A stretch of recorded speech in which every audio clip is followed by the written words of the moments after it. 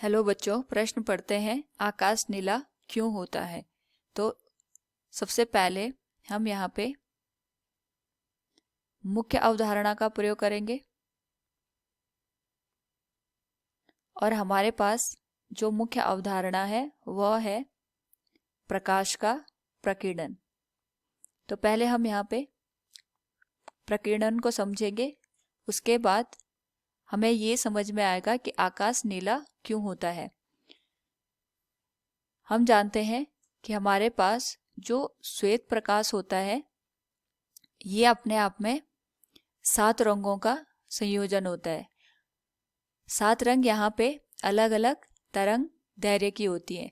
हर एक जो हमारे पास यहाँ पे रंग होता है वो दूसरे से अपनी तरंग दैर्घ्य में अलग होता है। और अगर हम यहाँ पे इन 7 रंगों को देखें तो इनको हम यहाँ पे बैंगनी, नीला, आसमानी, हरा, पीला, नारंगी और लाल रंग से जानते हैं। अगर हम इन रंगों को देखें तो यहाँ पे हमारे पास जो लाल रंग होता है इसकी जो तरंग दैर्घ्य होती है ये सबसे ज्यादा होती है दिए गए रंगों में। और जो हमारे पास यहाँ पे बैंगनी रंग होता है इसकी जो तरंग दैर्घ्य होती है ये सबसे कम होती है। इस स्थिति में अगर हम यहाँ पे देखें तो हमारे पास जो प्रकीर्णन की प्रक्रिया होती है अगर हम उसे समझें तो हमें यह पता है कि हमारे पास जो वातावरण है, वातावरण में बहुत से धूल के कण या फिर हमारे पास यहाँ पे गैस के कण या फिर जो पानी की बूंदें होती हैं ये पाई जाती हैं। साथ में अगर हम बात करें जो श्वेत प्रकाश यहाँ पे इन कणों से टकराता है तो कणों से टकराने के बाद यहाँ पे सारे के सारे जो रंग होते हैं ये फैल जाते हैं और इसी फैलने की प्रक्रिया को हम यहाँ पे प्रकीर्णन कहते हैं। कहने का मतलब ये हो गया, जब भी वातावरण में हमारे पास श्वेत प्रकाश अलग अलग कणों से टकराता है, टकराने के बाद यहाँ पे प्रकाश फैल जाता है, इसी फैलने की प्रक्रिया को हम प्रकीर्णन कहते हैं। बात रही यहाँ पे श्वेत प्रकाश के फैलने की, तो श्वेत प्रकाश अपने आप में जैसे अभी हमने बताया 7 रंगों का संयोजन होता है। तो ये 7 के 7 रंग या 7 के 7 तरंग दैर्घ्य जब इन कणों से टकराती है, टकराने के बाद यहाँ पे फैल जाती है। तो यहाँ पे सबसे पहली स्थिति हमारे पास ये बनती है कि जो हमारे पास यहाँ पे कण होते हैं जिनसे श्वेत प्रकाश टकराता है इनका आकार बहुत छोटा नहीं होना चाहिए।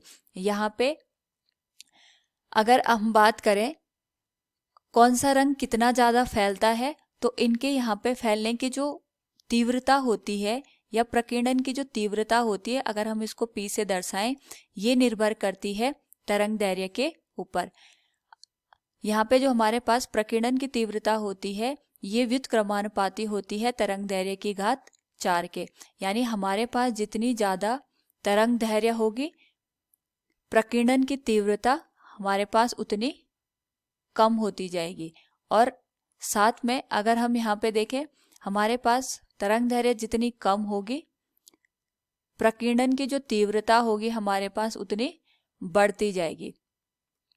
इस स्थिति में अगर हम यहाँ पे देखें तो हम ये मान के चल रहे हैं कि हमारे पास जो सूर्य है, सूर्य से जो श्वेत प्रकाश हमारे पास पृथ्वी के वातावरण में पहुंच रहा है वहां पे जो श्वेत प्रकाश में 7 रंग हैं वो सारे के सारे अलग अलग कणों से यहाँ पे जाके टकरा जाते हैं। टकराने के बाद ये सारे के सारे रंग यहाँ पे हमारे वातावरण में फैल जाते हैं। लेकिन यहाँ पे कौन सा रंग ज़्यादा फैलेगा ये निर्भर करता है कि किस रंग की तरंग दैर्घ्य कितनी ज़्यादा या कम है। हमें सबसे ज़्यादा अगर हम यहाँ पे फैले रंग की बात करें तो जो बैंगनी हमारे पास यहाँ पे रंग होता है इसकी जो तरंग दैर्घ्य होती है वो सबसे कम होती है। और अगर यहाँ पे बैंगनी रंग की तरंग दैर्घ्य सबसे कम होगी तो इसका मतलब हमें अपने वातावरण में ये सबसे ज़्यादा फैला हुआ नजर आएगा। लेकिन अगर हम बात करें यहाँ पे लाल रंग की तो लाल रंग हमारे पास यहाँ पे सबसे अधिक तरंग दैर्घ्य का यहाँ पे रंग होता है, तो ये हमें सबसे कम फैला हुआ नजर आता है। तो उस हिसाब से हमें अपना जो वातावरण है ये बैंगनी रंग का दिखाई देना चाहिए था, क्योंकि जो बैंगनी रंग है वो हमारे वातावरण में सबसे ज्यादा फैलता है। लेकिन हम देखते हैं कि हमारे पास यहाँ पे जो नीला रंग है ये हमें फैला हुआ नजर आता है, और रंगों के तुलना में ऐसा इसलिए होता है क्योंकि जो मानव दृष्टि होती है उसमें जो नीला रंग है उसको महसूस करने की या उसके प्रति हमारे पास जो मानव नेत्र के संवेदनशीलता होती है वो ज्यादा होती है। तो मानव नेत्र की संवेदनशीलता बैंगनी की तुलना में नीले रंग के लिए ज्यादा होती है। इसीलिए हमें यहाँ पे अपने वातावरण में जो नीला रंग है वो ज्यादा फैला हुआ नजर आता है। तो इसी वजह से अगर हम देखें यहाँ पे तो हमें आकाश नीले रंग का दिखाई देता है। उम्मीद है आपको समझ में आया होगा। धन्यवाद।